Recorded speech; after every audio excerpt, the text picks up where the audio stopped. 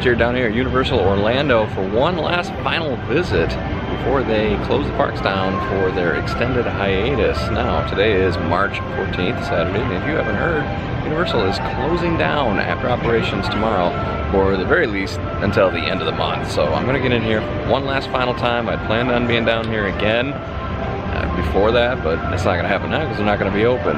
So, but today I think I'm gonna try to get as much done as I possibly can in a short amount of time.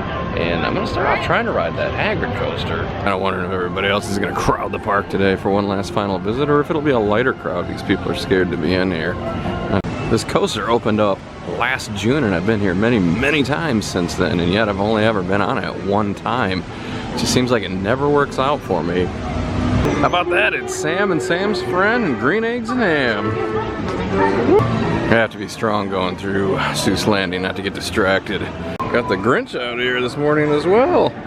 And we're in line, 2-hour wait. Hopefully I'm gonna be able to do single rider. I know that is an option, but that line fills up and they turn people away from that pretty quickly. Well, I've almost made it at least into the Hogsmeade portion, but I've been stopped for some Hogwarts Express crossing.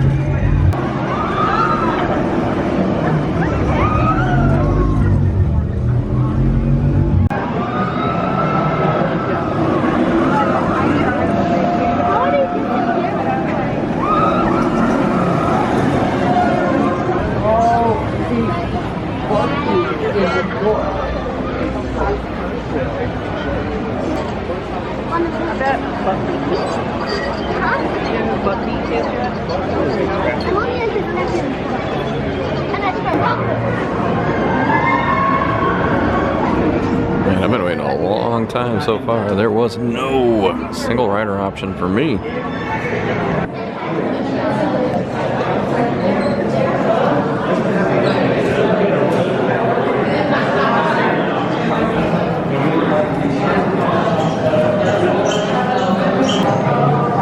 Man, this queue line just goes on and on forever. At least it's really got some good scenic detail.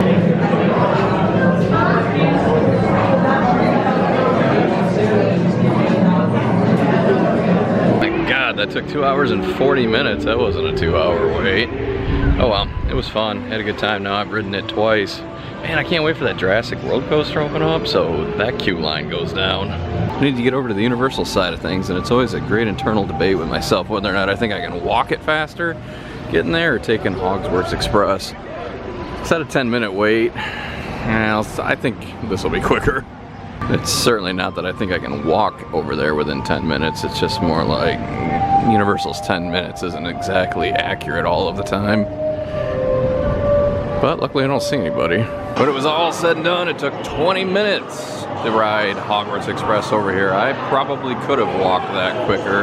But then I would have missed out on all this Arctic chill air conditioning that they run through King's Cross. I don't have a whole lot of time here today before I have to leave for the airport, but a couple things I'd like to do is shoot some aliens and maybe ride the Rip Rocket. I'm fairly confident I can get both done because I can do single rider. Plus, it doesn't seem like there's really that many people here.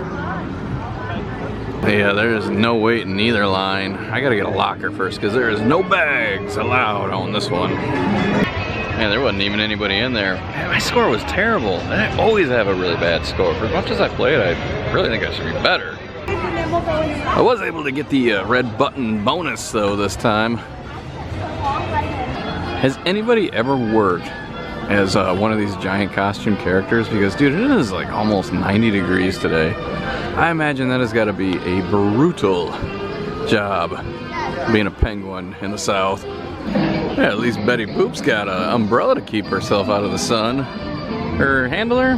Nah, not so much. I wonder if Universal closing out for the rest of the month is going to have an impact on the opening day of the Jason Bourne Stuntacular. My gut is it wouldn't, because I don't think they were going to run it in March anyway, but you never know. I wouldn't think that them shutting down would delay announcements, would it? I mean, at this point, this will probably be the next time I'm actually down here is the day this opens up.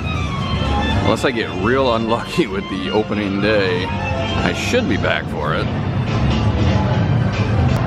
This would have been a really good full day today. I'm mean, there's just hardly anybody here at the moment. I'm also curious if we're going to get a Halloween Horror Night announcement sometime this month or very early April.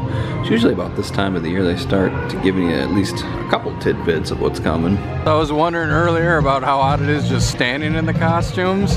Man, imagine being one of these guys and not only being out here but having to do jumping jacks and flips. I think I'm gonna press my luck a little bit and get in one last horror makeup show and then the Rip Rocket. That's gonna cut things a little bit close for me, but I think I can do it. Although based on my low Men in Black score and how long I waited for Hagrid's, I'm not sure how much luck I really had to begin with. This is quite a light crowd for the 1 o'clock show. There's only like 1 minute left for people to get in here. Great makeup show. I'm gonna see one of my favorite performers do it this time. Man, it was a really light show though. I did the 1 o'clock the last 2 or 3 days in a row before this, and it was pretty packed. Oh, look at, here comes Beetlejuice. He's ignoring me. So I would guess this is probably it for Mardi Gras as well. I can't imagine they would extend it a couple weeks when they reopen. Probably not. Man, I sure am gonna miss seeing all this stuff. Hearing that Mardi Gras music the entire time you're in the park. One last thing to do today. Hollywood Rip Rocket. I cannot imagine it's going to be any kind of wait because, as you can see, it's not much of a crowd. That was an excellent way to finish up the day here, but now I got to get to my car quickly. And one final look on this trip of Universal. And I wonder when the last time that it's been closed down for this extended a period. Probably never. There's only a 10-minute wait to get on Minion Mayhem. It's usually a lot busier because it's the first ride. Ooh. It's pretty unusual for the times that I've been here, even on a little bit slower days. It's usually a lot more than 10 minutes. Now goodbye, Universal. It'll be a few weeks again before we see each other.